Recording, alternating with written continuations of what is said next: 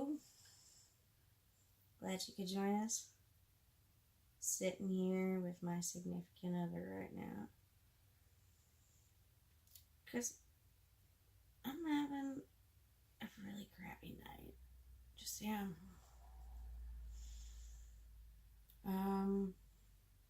Made the mistake of reading this one paragraph. And in this one paragraph of what looks to be Elijah's father's words, says that I abandoned the child. That I dropped the child off at the kid's father's house. Fact, I did. I did do that. I did it the Monday after Mother's Day. Not this past Mother's Day, but the Mother's Day before that. My kid was in crisis. And before this, well, what kind of started the whole custody issue was the fact that I was having issues receiving insurance cards. So, the insurance company that Zach was using was Blue Cross Blue Shield, and I don't know if Blue Cross Blue Shield still runs this way or not. Can't tell you how many times I faxed over my divorce decree, and maybe it was a miscommunication, but from my understanding, I had to fax the whole thing.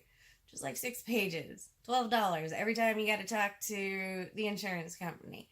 And they really don't want to talk to you, or they really don't want to talk to me personally, because they went and after Zach got married, there was something weird. I couldn't get information about my son. I didn't ever want or need any information about Zach and his family. I just needed to know who were the insurance carriers, who were the providers, just the insurance about my kid. The general information. Yeah, nothing pertaining to anyone else. I just needed to know, who do I contact? I mean, I couldn't even get an insurance card. I couldn't keep one. The doctor would go and say, we need new insurance information. Something happened. And only way I got the first insurance card when we went to Lincoln was because the state got a copy of it from him.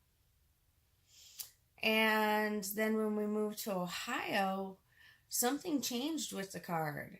And I was trying to get Elijah help. He was seeing Dr. Saith, because that's a state aid provider. And it was the only one I could go to on this insurance card.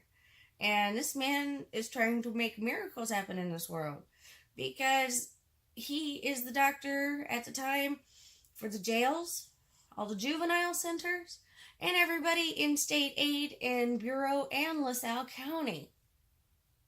The man spent as much time as he had humanly possible with my kid, which was 10 minutes. Because no person has that much time to visit all those patients and really be able to dive in deep to what's going into the child. I know at least my doctor needed more time with that, and when I got on medication for the first time, it was like a roller coaster ride, and I needed my doctor to be able to listen and have the time to listen to what was going on with me. And this human didn't humanly possibly have any more time to give to anyone.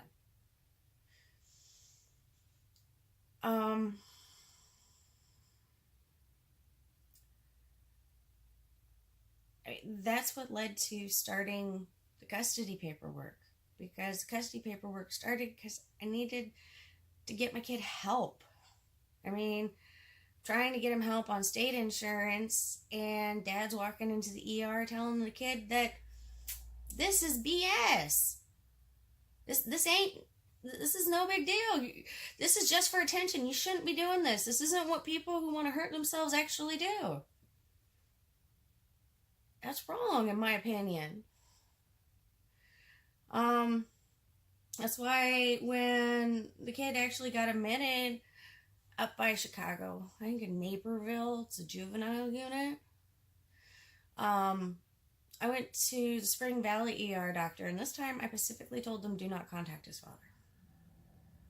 Father was not involved at all with his ER visit because there were 2 other ER visits before that, and the county gave as much resources as they could. They had a school psychologist at the school. That's the counselor. She's licensed and she's a good girl.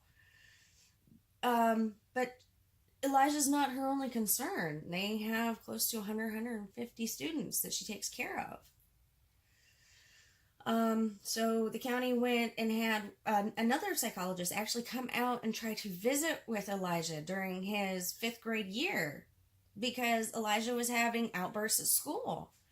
One point, he threw a keyboard and a mouse in the computer lab, and the kid swore to goodness he didn't know that he did it.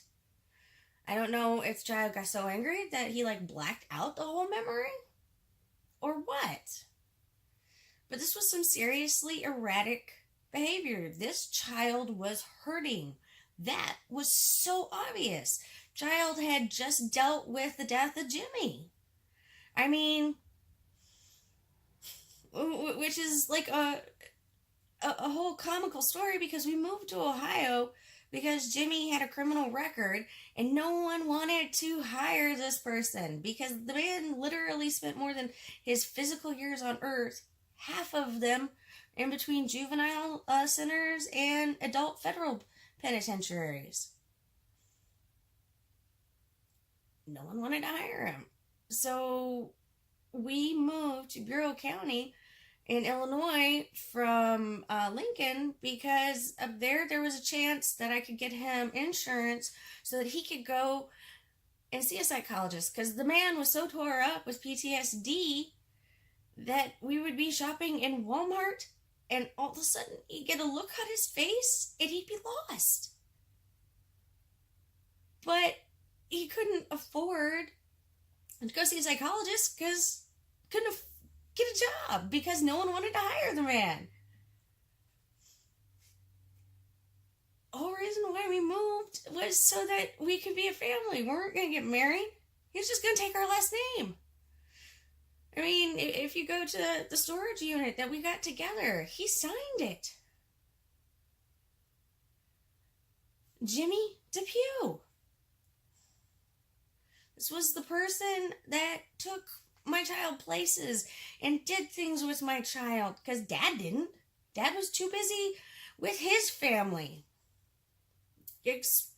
Blatantly explained this to Elijah, that he had a family and that he was sorry, but just too bad.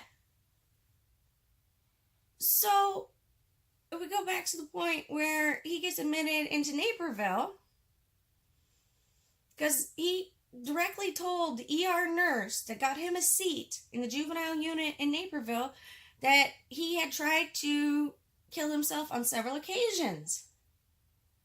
And all these previous occasions included the child trying to hang himself. And I got upset and I walked out because the child needed to tell this to someone. I just couldn't hear it. I mean, I'd lost my mom to committing suicide in 2009.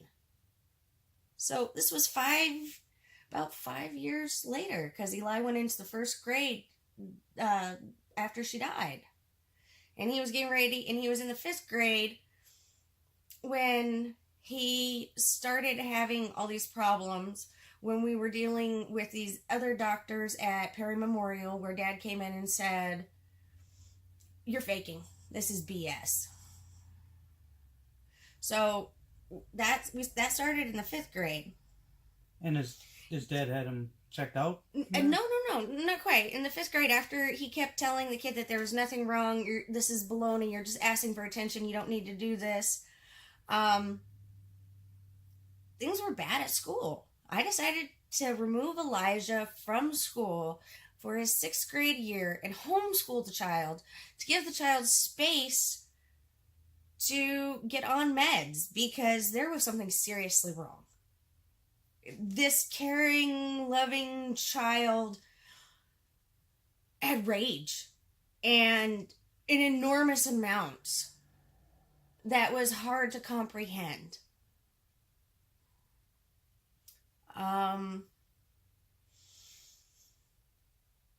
His 6th grade year, he ended up getting admitted into Naperville about halfway through the year. There was the night where the child looked at me and told me that he didn't deserve the right to live because he was inhuman or something of that nature. Totally devastating. And that's what packed me up and took me to the Spring Valley ER, where the child told the doctor how if he didn't get help, he was going to continue to hurt himself. And the doctor was floored at this because most people do not understand that thought. They're just not that cognitively aware. So to have a 12-year-old tell you this, at this point, Blue Cross Blue Shield hooked me up with an emergency. She's a nurse, but she's on the phone and she helped me deal with all this insurance stuff with my kid. But I couldn't get, I don't remember what it was. I was having issues ordering medications. I had to go through his father to order medications because they had to be ordered through the website. And there was something to it, and I don't really remember exactly what it was because I couldn't pick it up at the pharmacy. And the kid was on Adderall, which did wonders. Unfortunately, this child had no body fat. So imagine a child 5 foot, 5'2", not even 80 pounds. And the kid ate and ate and ate. And that was before they really even started on the Adderall. So the second that child lost 5 pounds, I'm like, no, this is not working. Kid cannot survive like this. He's gonna end up having brittle bones, malnutritioned brain. Like this, we gotta try something else. So they had him on an antidepressant and a non-stimulant stimulant. I can't remember the name of it. It's a black label drug. I don't know why it's so expensive, probably because it's the only one on the market, but it's the only one out there that's not speed to treat ADHD stuff.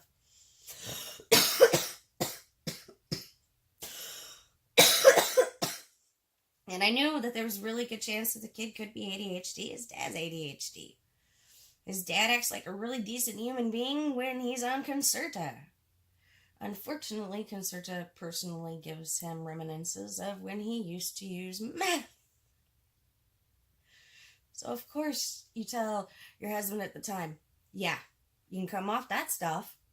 Don't want you back on meth. That'd just be bad.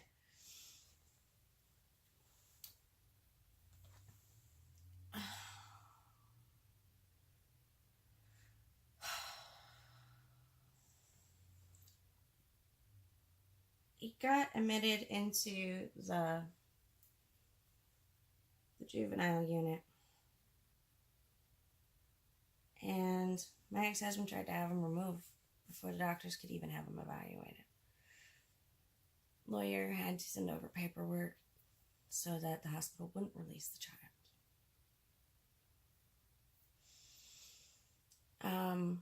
Elijah was homeschooled that entire year. This happened in November, end of October, November, kind of about the same time this is right now.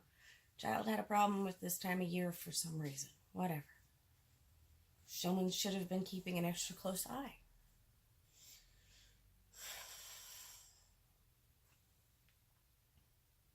You'd think that an RN and an ex-EMT would comprehend this thought. But this child was just normal and had no reason to want to do stuff like this. Nobody really has a reason to want to do stuff like this. There's no good reason to want to hurt yourself.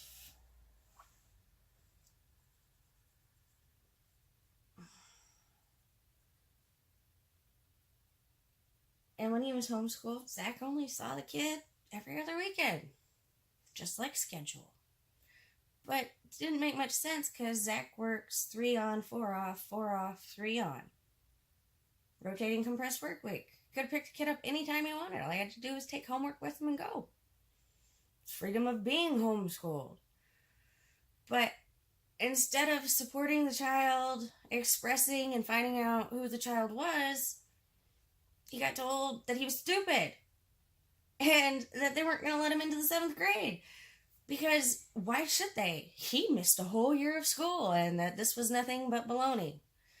All right. My kid ran a mile. For facts, my basement's my house. I don't know if it's still there. There used to be a chalk outline. Because the kid got smart with me and goes, well, I need to do PE. Yeah, you're right. Let's time the mile.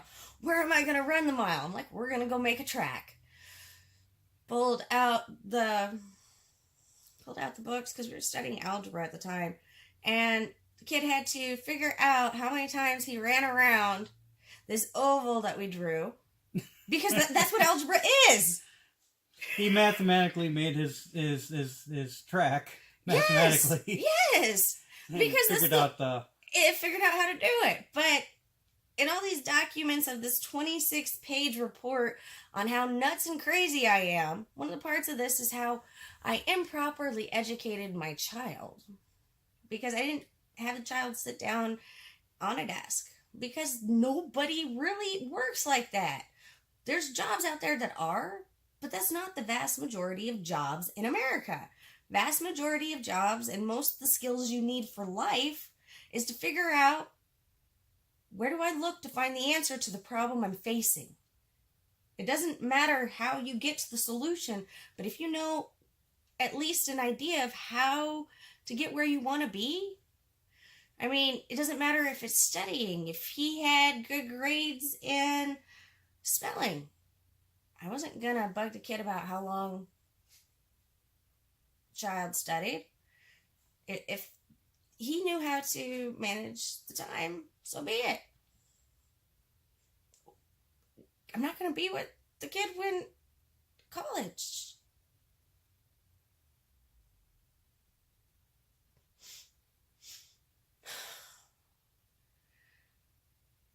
Elijah wanted to be an astrophysicist. And his backup plan in life, if that did not work out, wanted to be a doctor. Whoever has a doctor as backup plan, that is just awesome. Dream big, you can have it all.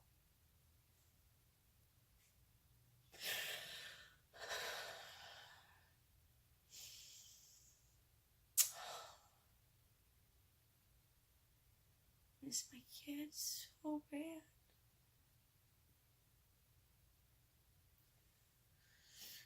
So after Zach tried to remove him from the facility, his mother flew in, and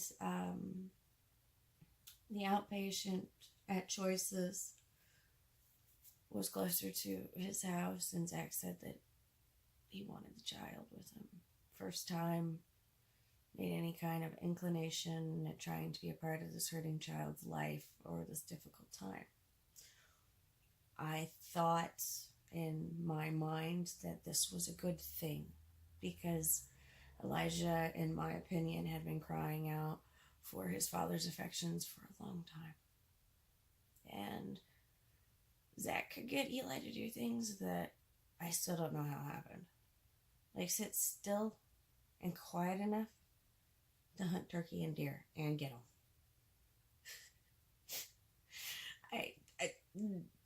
The man has to be a miracle worker of some kind.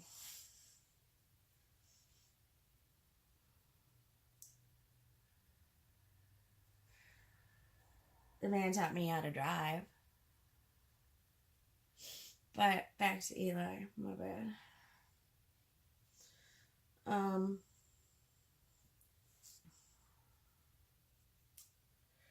While Elijah was in outpatient, Somehow he was given the impression that if he went into the outpatient services and told them that I did drugs and beat them, he'd be able to go home with grandma and go meet all this whole side of family that he's never met before because they're just so anxious. You know, the ones that he met this summer. I don't know how that went. I know nothing other than it was hot and the kid did not go to Golfland Sunsplash. I was so disappointed at that because Mesa, you have to hit Golfland and Sunsplash. It's awesome. They got water roller coasters, wave pools, putt-putt, an arcade. Oh my goodness, this is like run around fun. This is every child's playground at Disneyland, per se. A little one. It's not very big, but still. I can remember in school going there. I mean, I remember the school hosting stuff as after parties there, not the swim stuff, but the golf and video games. Place to meet and hang out, have fun, be able to run around, and nobody really care because it's acceptable in the situation you're in.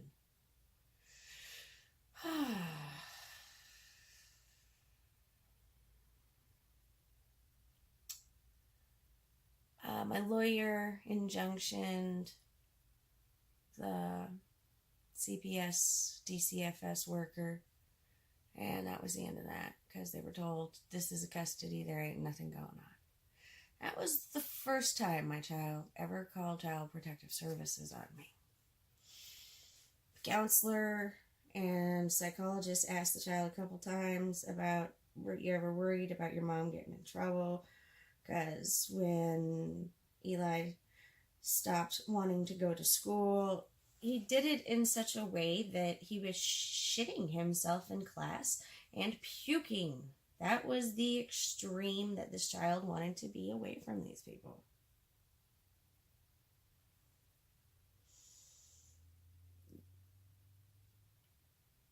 I mean, his 7th grade year at Ohio is riddled.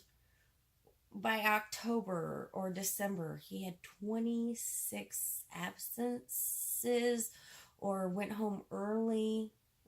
Mix of the two or one or the other. I mean, it was a huge number. And the psychologist reading my ass. Oh my God. You want me to take the child to a doctor every time he shits himself? This is a child who has intestinal issues. The child has GERD, medical conditions that explain exactly the behavior that doctors had given us.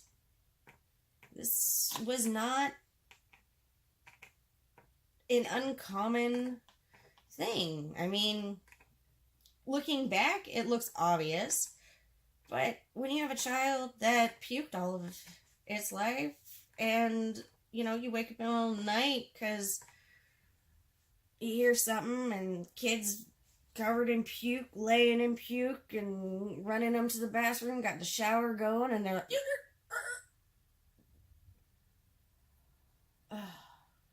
I've slept for the first time in 13, 14 years.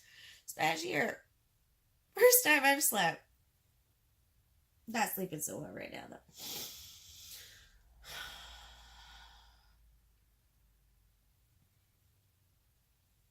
It's hard being a parent and be able to get a full night's sleep. It's hard keeping on top of the laundry. Do you understand? I mean, we're talking like sometimes you could change those sheets 2 or 3 times in a night.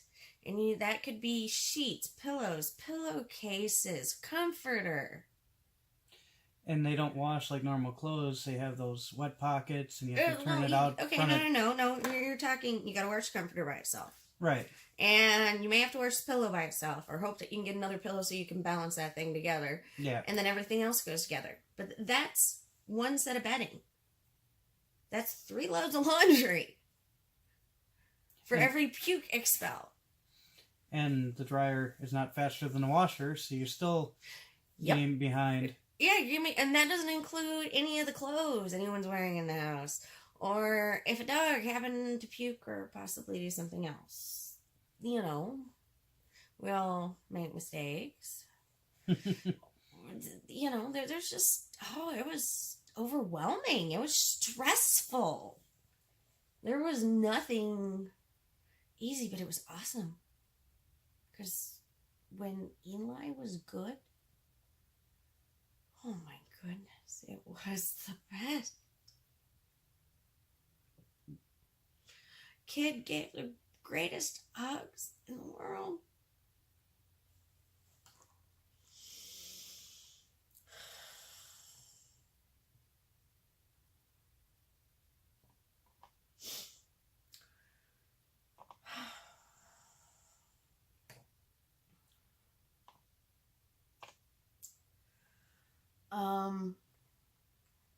March 17th? I want to say March, not March 17th, March 14th.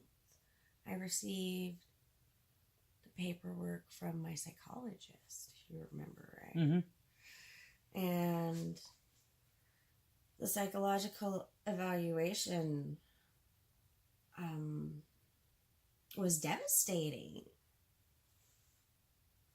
Horridly devastating. I mean, the best way I can describe this paperwork, because someone's going to show it at some point, whether it's me or my ex-husband, someone is, because they got to nail the point home about exactly what they're speaking of. At some point, someone's going to ask for it. And when they do, I want you to read it and read the words and the implications, because in Zach's blog, he writes about how I was forcing my child to behave like this, that the child was doing this so that I would be pleased.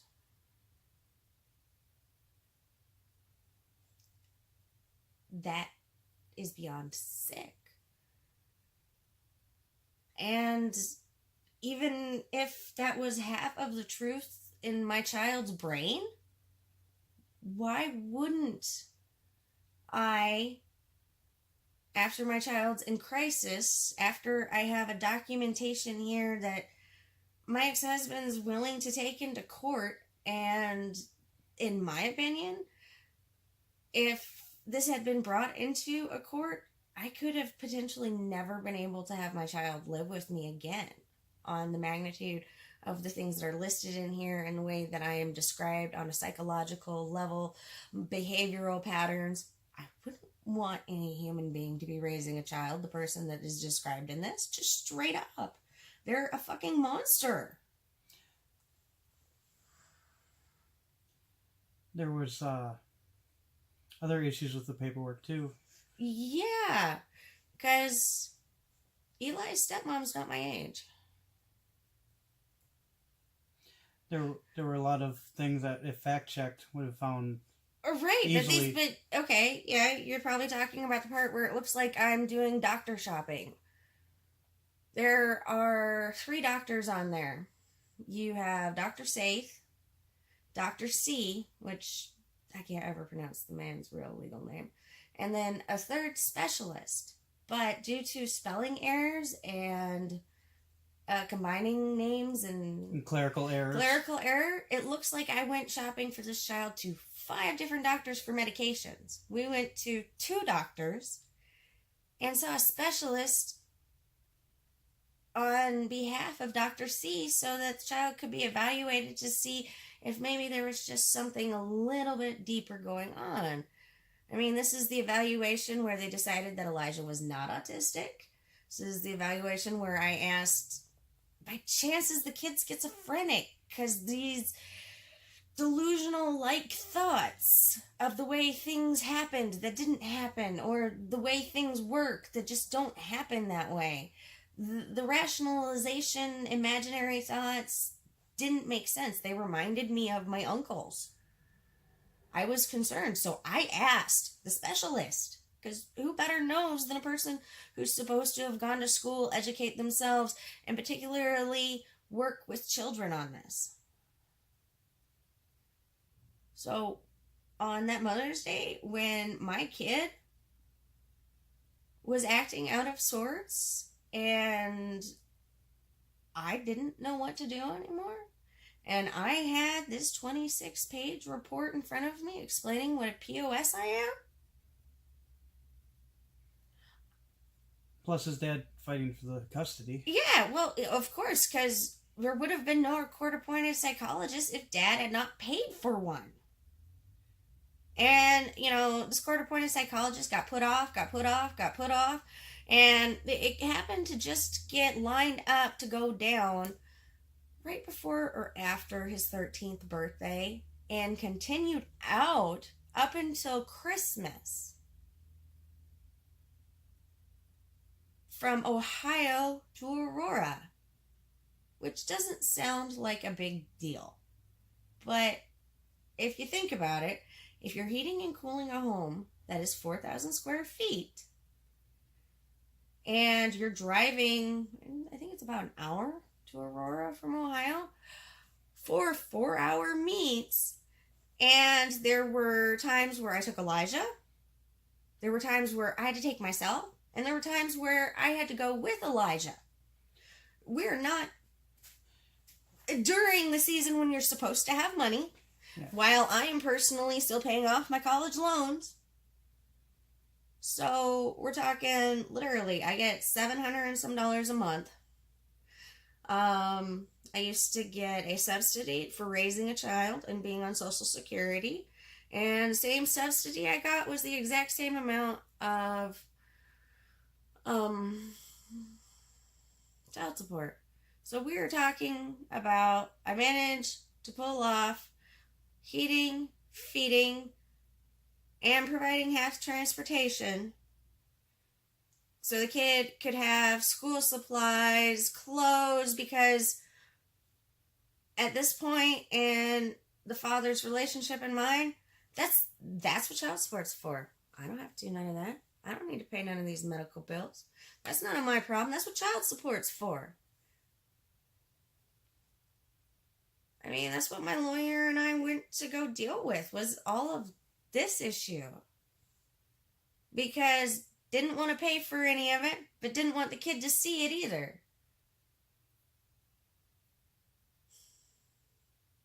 So why would the child all of a sudden have his behavior change and want to try to act like this or give this a role? Well, this is the first time in his life where Dad actually paid him attention since getting remarried.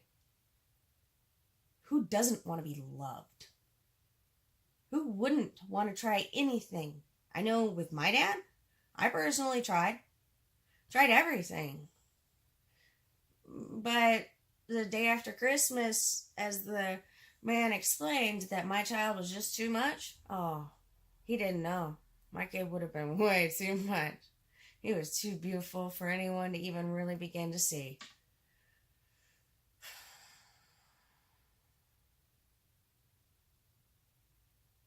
And did Elijah identify as transgender?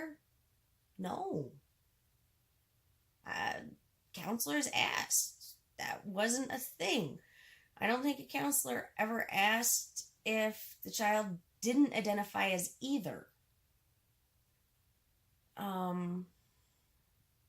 I didn't know a term for it till later on, but I didn't want to seem like I was pushing. Just figured the kid would figure it out and be able to tell me, I'm fabulous like this and I love it. And I'd be like, oh my gosh, that's awesome. Whether it was camo boots or whatever. The kid being alive was the most important goal.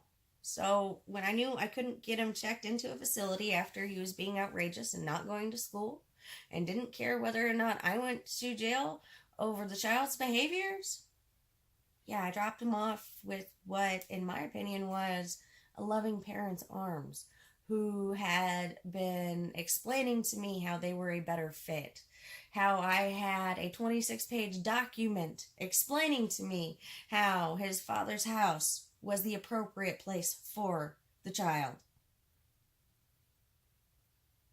I'm not perfect. Yeah, I feel guilt. I feel a lot of guilt because I remember my child talking about something that happened in school. this girl was taking a bunches of photos. And I made the snide remark, "So is she your girlfriend?" "No, no, no." "Okay, whatever." Didn't think much about it. Now, last time I saw my kid, you gotta realize that my child lied to a court-appointed psychologist. Child called Child Protective Services on me multiple times. So lying, not really out of the wheelhouse of the child in any way, shape, or form. So after this academic league that we went to, and my child acted all kinds of weird, so excited to see me, but didn't want me to talk to anyone. Didn't even want to introduce me to his coach. It was an awkward feeling. I mean, yeah, I know I stand out and everything, but generally people are somewhat nice. Not that anyone was rude, but not one person was social. And I don't know if you guys ever have gone to state or preliminary finals or districts, or I can't remember what it's called. It's an all-day event. I had to sit around adults who did not want me there, while a child who wouldn't speak to me in front of people, but also didn't want me to leave. Oh, I was so emotionally frazzled because I was so excited about this. I mean, I thought, honestly, this was going to be a little bit more like what I did in school, but the kid loved it, so that's all that mattered.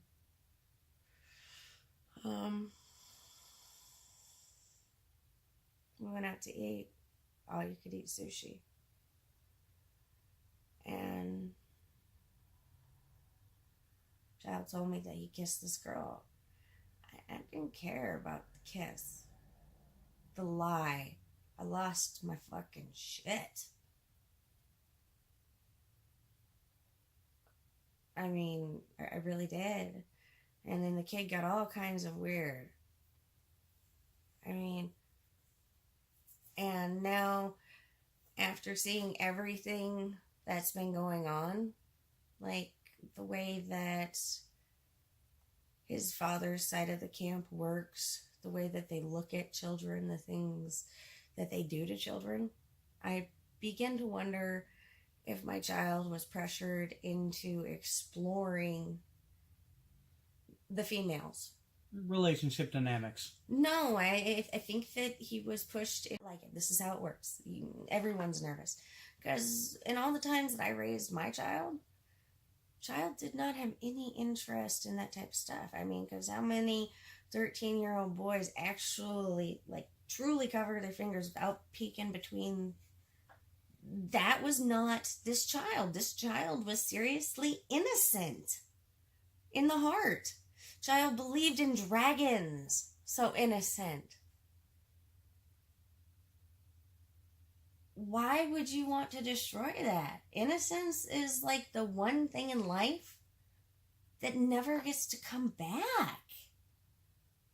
I mean, if you ever think about a time in your life before you realized that people hated people because of the way they looked, spoke, or smelled, or prayed to, the world was a nicer place. Things weren't so bad. It's a piece of innocence being lost. Finding out that people will hurt you. It's a piece of innocence lost. I mean, and it happens to all of us. And we should be able to deal with it when we're ready to. We shouldn't have to have the world destroy that piece of us. And there's a reason why, in my opinion, I think the child wasn't there yet. He just emotionally, his IQ was outrageous, and his emotional IQ was in the tank. There was no way to get around it. I mean, that last trip I took the kid home, told the kid, now, I'm going to stop the car, I'm going to back it up, and then you can get out. Before the car even got stopped, child's trying to jump out of the car. Yeah, I drove off. I let the kid have space. Said didn't want to talk to me. Didn't want to do this. That was back in April, March. And I got a letter from Social Security not too long ago, if I remember right, explaining how the child's bank account hadn't been changed, which didn't make any sense. Because when you read a subsidy for a child, the child now needs a payee to receive the money. And according to his father, he had gone over and signed that paperwork.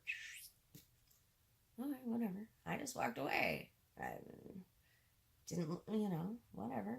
He took care of the paperwork. Said he took care of the paperwork. All I needed to do was go in and sign and say that he was the guardian. Because I took my paperwork in that showed that I was no longer the guardian to Social Security. And said, here, what do I do about this?